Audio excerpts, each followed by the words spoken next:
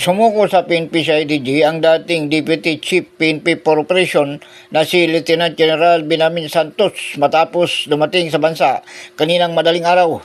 Kinumpirma ito ni PNP spokesperson Police Brigadier General Jean Fajardo.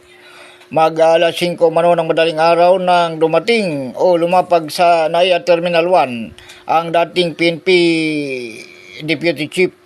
Personal na sinundo si Santos ng mga tauhan ng Criminal Investigation and Detection Group sa panguna ni CIDG Director Police Brigadier General Nicolas Torre III.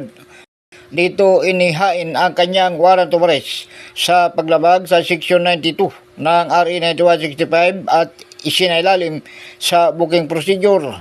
Sinabi naman ni Fajardo na agad dinala sa Manila Regional Trial Court si Santos at doon na nagpiyansa. Matatandang kabilang si Santos sa 30 pulis na inakusang sangkot sa pagtatanim ng ebidensya sa ikinasang bypass operation sa isang lending office sa Tondo, Maynila, kung saan nakumpiska ang 770 kilo ng shabu noong 2022.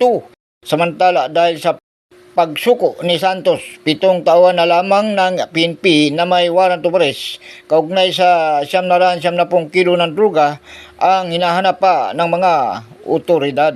Ako si Edwin Moreno para sa DCRG Radio Bandido TV, kasama mo sa pagtatanggol sa demokrasya.